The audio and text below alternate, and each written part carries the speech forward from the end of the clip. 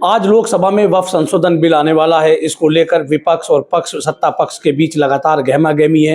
हालांकि एनडीए का पक्ष मजबूत दिखाई पड़ता है, क्योंकि जेडीयू और चंद्रबाबू नायडू ने इसका समर्थन करने का ऐलान किया है। हमारे साथ मुजफ्फरनगर शहर से विधायक और मंत्री कपिल देव अग्रवाल है। वक्फ संशोधन बिल आज पेश होने वाला है, किस तरह आप देखते हैं? देखिए, आज लोकसभा के अंदर माननीय प्रधानमंत्री श्री नरेंद्र मोदी जी ने जो संकल्प लिया उसको कहने और करने का काम करते हैं। तो आज लोकसभा के अंदर वक्फ संशोधन विधेयक आ रहा है और उसमें कुछ राजनीतिक पार्टियां अपने निजी स्वार्थ में उसका विरोध करने का काम कर रही हैं। तो मुझको लगता है तो वक्फ आने के बाद सारी चीज़ें क्लियर होंगी, पर चूंकि अभी वो क्लियर नहीं हुआ है, पर जो अंदाजा मुझको है, जिस प्रकार का एक माहौल देश के अंदर बनाया जा रहा है, तो कुछ लोग अपने व्यक्तिगत स्वार्थ के कारण से, मैं कुछ लोग भी नहीं कहूँगा, जो मुस्लिम लीडरशिप करना चाहते हैं, समाजवादी पार्टी की लीडरशिप करना चाहते हैं, मुस्लिम समाज को गुमराह करने का लगातार काम कर रहे हैं। ये सब लोग मुस्लिम समाज के लोगों को गुमराह करके, किस तरह गुमराह कर रहे हैं? गुमराह इसलिए कर रहे हैं कि देखिए, वक्फ क्या है? वक्फ में जो देश के विभाजन के समय जिन लोगों ने अपनी ज़मीन वहाँ से जाते थे, जो लोग पाकिस्तान गए, तो जिन लोगों ने अपनी ज़मीन समाज के गरीब, मरहूम, विधवा, जिनके पास मकान नहीं थे, ऐसे लोगों को दान देने का काम किया ताकि वे शिक्षा के क्षेत्र में आगे बढ़ सकें, सामाजिक आर्थिक स्तर उनका सुधर सके। ऐसे लोगों की ज़मीनें दान की, उनके ऊपर उन संस्थाओं को नॉमिनेट किया गया और वे लोग उसको बढ़ा करके वो पैसा जो वहाँ से आमदनी हो उसको गरीब लोगों में खर्च करने का काम करें। मैं आपके माध्यम से पूछना चाहता हूँ, मुस्लिम समाज के कुछ चंद लोग, यानी 1% से भी कम, 0.001%, वे लोग इन वक्फ की प्रॉपर्टियों पर कब्जे किए हुए हैं। लोगों ने दुकानें बना रखी हैं, मकान बना रखे हैं, प्रॉपर्टियां खड़ी कर रखी हैं और प्रॉपर्टी की पूरी रॉयल्टी ये अकेले लोग खाने का काम करते हैं। दुकानें ट्रांसफर होती हैं, उसकी रॉयल्टी लेते हैं, उसका पैसा लेते हैं। दुकानें बिकती हैं, उस पर पकड़ी खाने का काम करते हैं।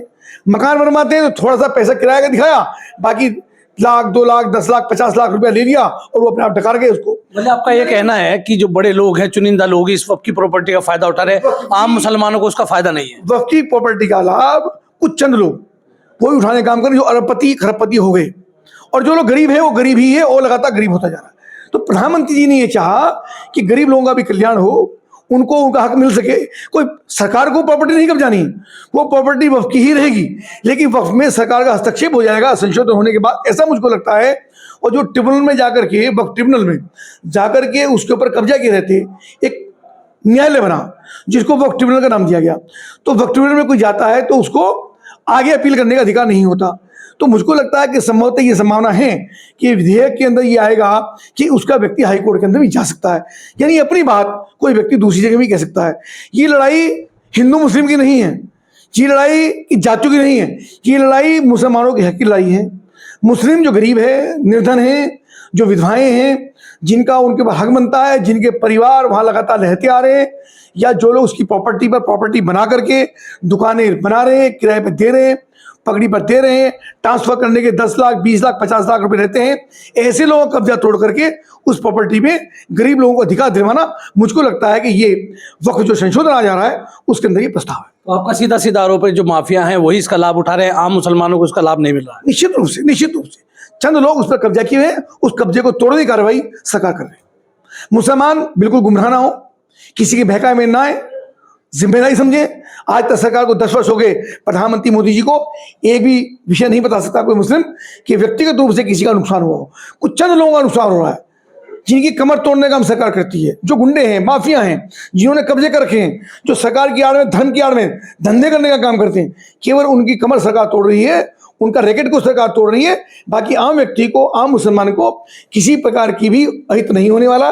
इस बात के सुनिश्चित रहें और भरोसा रखें, सरकार आपके लिए काम करती है, जिम्मेदारी से काम करती है। तो मुजफ्फरनगर शहर की अगर बात करें, क्या आप देखते हैं वक्फ की इतनी संपत्तियां हैं, तो उनको लेकर क्या आपका कहना है? जी, वही विषय मुजफ्फरनगर के अंदर भी है।